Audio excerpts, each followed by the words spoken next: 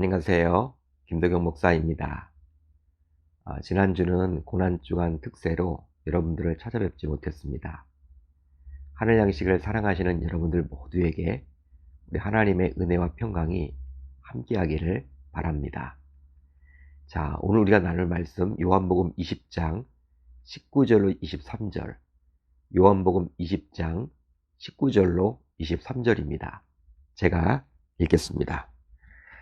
이날 곧 안식 후 첫날 저녁 때 제자들이 유대인들을 두려워하여 모인 곳에 문들을 닫았더니 예수께서 오사 가운데 서서 이르시되 너희에게 평강이 있을지어다.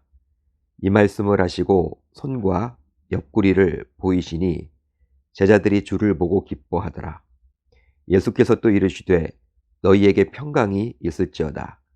아버지께서 나를 보내신 것 같이 나도 너희를 보내노라.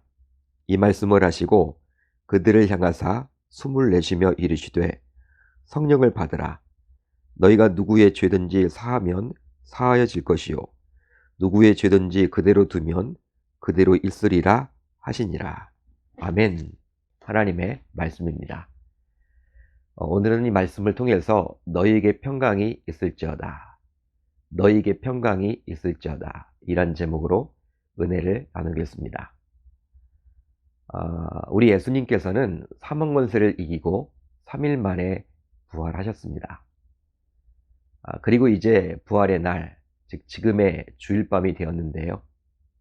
낮에 막달레 마리아를 통해서 부활의 소식을 접했지만 제자들은 아직 반신반의해서 그런지는 몰라도 몹시 혼란과 당황 속에 빠져 있었습니다.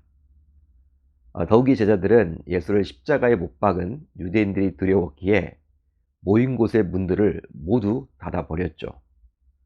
이날 곧 안식 후 첫날 저녁 때 제자들이 유대인들을 두려워하여 모인 곳의 문들을 닫았더니, 자, 그렇다면 제자들은 왜 유대인들을 두려워했을까요? 바로 예수를 십자가에 못 박아 죽였던 유대인들이 이제 예수의 제자들도 잡아다가 죽일 수 있다라고 생각했기 때문입니다.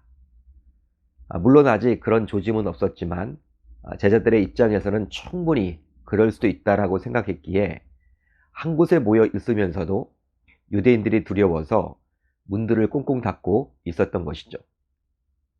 이처럼 사람이 주변 사람 혹은 접하게 되는 상황 등으로 두려움이 생기게 되면 불안, 염려, 걱정, 근심 등으로 정상적인 생활을 해나갈 수가 없습니다.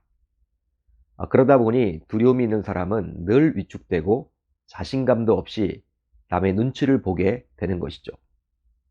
따라서 두려움이 있는 사람은 아무리 돈이 많아도 행복한 삶을 살아갈 수가 없습니다. 벌써 제가 오래전에 겪었던 이야기인데요. 제가 모 교회에서 교구 목사로서 사역을 할 때 한 집사님 댁을 신방하게 되었습니다. 그런데 정말 집이 으리으리했어요. 아파트가 아니라 단독주택이었는데 정말 초호화 주택이라 할 만했죠. 집안이 미로처럼 되어서 집안에서 길을 잃을 것만 같았습니다. 그 정도로 컸습니다. 사업을 하셨던 분이셨기에 전 사업가로서 돈을 많이 벌어서 부자가 되신 줄로만 알았는데요. 그런데 그 후로도 집사님의 얼굴을 볼 때마다 항상 얼굴이 어둡기만 했습니다. 뭐라 할까요? 그 정도로 부유하면 삶의 여유로 인해서 얼굴에 근심이 없어야 할 텐데 언제나 얼굴이 어둡기만 했어요. 교구 목사였기에 몇 번이고 관심을 갖고 혹시 집사님에게 무슨 문제가 있는지 묻기도 했지만 저에게는 무조건 괜찮다라고만 했습니다. 그런데 그 집사님과 제자훈련을 같이 하게 되었는데요. 제자훈련은 1년 동안 매주 한 번씩 만나야만 했고 또 중간중간에 깊은 교제를 나누어야만 했습니다. 그러던 중 이 집사님은 자신의 얼굴이 어두운 이유를 저에게 솔직하게 털어놓았습니다. 바로 자신이 사업을 하기 전 직장생활을 했었는데 뇌물을 받아서 결국 사업의 기반을 마련했다는 솔직한 고백이셨죠.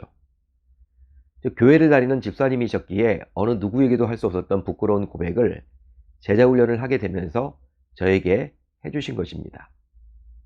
물론 이미 공소시효도 모두 지났기에 처벌받지도 않는다라는 사실을 잘 알지만, 그럼에도 불구하고 경찰이 주변에서 지나가거나 집에 누군가가 갑자기 배를 누르게 되면 너무나도 두려운 나머지 심장이 빨리 뛰기도 한다라고 이야기를 했습니다. 여러분, 저는 이 집사님을 보면서 참으로 안타까웠어요. 그러면서 그 이후에도 집사님을 위해서 참 많이 기도했었는데요. 그렇습니다. 저는 집사님을 보면서 아무리 돈이 많아도 마음에 생긴 두려움으로 결코 행복할 수 없음을 확신하게 되었습니다. 이렇게 두려움은 신자조차도 신앙생활을 온전히 하지 못하도록 방해를 합니다. 실제 오늘 본문에 나오는 제자들 또한 마찬가지였겠죠. 그래서일까요? 자, 오늘 본문을 보게 되면 부활 이후 예수님께서는 제자들에게 나타나서 처음으로 다음과 같이 말씀하셨습니다. 너희에게 평강이 있을지어다. 또 있습니다. 너희에게 평강이 있을지어다. 이렇게 부활하신 주님께서 제자들에게 나타나서 두 번씩이나 평강이 있을지어다 라고 말씀하시므로 우리 신자들에게 평강이 얼마나 중요한지를 다시금 일깨워주고 있습니다. 여러분, 그렇다면 현재 여러분들은 평강하십니까? 평안하십니까? 하나님을 믿지 않는 불신자들도 평강이 중요하다고 여깁니다. 그래서 종종 마음을 다스리고자 명상도 하고 요가도 하죠.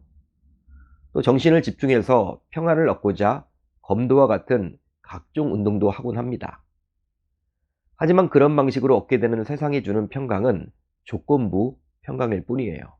즉 그때뿐이라는 것이죠. 한마디로 조건이 갖춰질 때 얻는 평안이요 평강인 것입니다. 그러다 보니 조건이 갖춰지지 못할 때에는 다시금 평안이 깨지기도 하죠. 혹시 여러분들은 이 팍스 로마나라는 말을 들어보셨습니까? 팍스 로마나. 바로 이 팍스 로마나 또는 로마의 평화는 로마 제국이 전쟁을 통한 영토 확장을 최소화하면서 오랜 평화를 누렸던 1세기와 1세기경의 시기를 말합니다. 초대 황제라고 할 수 있는 아우구스투스가 통치하던 시기부터 시작되었기 때문에 보통 아우구스투스의 평화라고 불리기도 하죠. 대체적으로 기원전 27년부터 180년까지의 기간을 의미합니다. 한마디로 팍스 로마나는 로마의 군사력을 통한 평화를 말하는데요. 그만큼 당시 로마 제국은 군사력이 월등했습니다. 마치 요즘 전 세계 경찰 역할을 하는 미국의 군대, 즉 미군과도 같다고 볼 수도 있겠죠. 당시 여러 민족들과 전쟁을 하게 되면 로마는 항상 승리를 하곤 했는데요. 하지만 이 팍스 로마나는 로마의 군사력이 약해지면서 시들해지다가 결국 사라지게 되었습니다. 따라서 팍스 로마나조차도 조건에 따른 평화였음을 알 수 있는 것이죠. 이처럼 이 세상이 말하는 평화는 결코 영구적이지 않습니다. 바로 조건에 따라 움직이는 평화이기 때문이죠. 자, 그렇다면 예수님께서 제자들에게 주시겠다는 이 평화는 어떻습니까? 이 평화는 바로 헬라어로 에이레네라는 단어인데요. 바로 그 유명한 샬롬입니다. 그런데 이 샬롬, 즉 에이레네는 어떤 조건에 따른 유한한 평안이 아니라 조건과 상관없이 하나님께서 부어주시는 무한한 참 평안을 말합니다. 한마디로 상황에 따라 자꾸 바뀌는 평화요, 평안이 아니라는 것이죠. 실제로 이 세상에 예수님의 오심을 축하하며 수많은 천군이 그 천사와 함께 하나님을 찬송하며 다음과 같이 노래하기도 했는데요. 지극히 높은 곳에서는 하나님께 영광이요, 땅에서는 하나님이 기뻐하신 사람들 중에 평화로다 하니라. 아멘. 바로 하나님께 영광을 올리고 사람들 중에 평화를 주기 위해서 이 세상에 예수님이 오셨다라고 말씀해 줍니다. 그런데 이 누가복음에 나오는 평화도 역시 에이레네라는 단어를 사용하죠. 따라서 오늘 말씀과 비추어 보면 예수님께서는 우리들이 진정한 평안을 누리며 살아가기를 원한다라고 볼 수 있습니다. 사랑하는 성도 여러분, 사람이 아무리 권력을 주고 지식을 쌓고 명예를 얻고 돈을 많이 소유한다 해도 하나님이 주시는 평안이 없으면 결단코 행복한 인생이라고 말할 수 없습니다.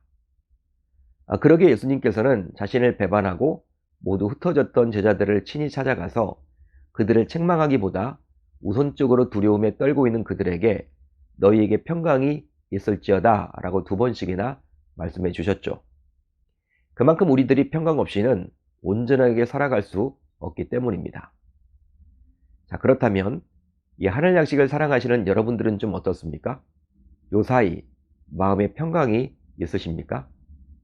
어떤 조건 때문에 얻어진 평강이 아니라 부활하신 주님께서 부어주신 참 평안이 있으십니까? 그 평강이 있다면 참으로 감사한 일이지만 아직까지도 그런 평강이 없다면 하나님께서 은혜 주셔서 이 진정한 평강을 얻고 살아가도록 기도해야 할 줄 우리 주님의 이름으로 축원합니다. 축원합니다. 자, 오늘 우리 공동체가 함께 나눌 기도 제목인데요. 2가지입니다. 우선 첫 번째로 너희에게 평강이 있을지어다 라고 2번씩이나 말씀하신 우리 주님의 뜻대로 진정한 평강을 가지고 이 세상에서 행복하게 살아가게 하소서. 다음으로 부활 생명으로 항상 부활하신 주님과 동행하며 삶을 살아가는 신자 되게 하소서. 오늘 하루도 이제 이 말씀 붙잡고 기도하는 가운데 우리 주님의 세밀한 음성을 듣는 저와 여러분들이 모두 되셨으면 좋겠습니다.